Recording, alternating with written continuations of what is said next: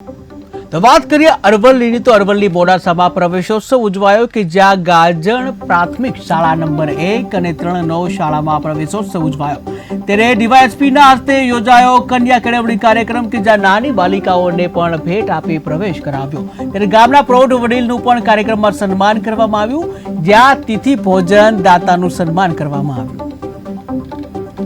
આજરોજ ગાજણ ગામે કન્યા કેળવણી તથા શાળા પ્રવેશોત્સવ 2024 અનુસંધાને કાર્યક્રમ રાખવામાં આવેલો, જેમાં બાલવાટિકા, પહેલા ધોરણ અને એમાં નવા બાળકોને પ્રવેશ આપવામાં આવેલો, તેમજ કન્યા કેળવણીનો કાર્યક્રમ પણ યોજવામાં આવેલો, જેમાં બાળકોને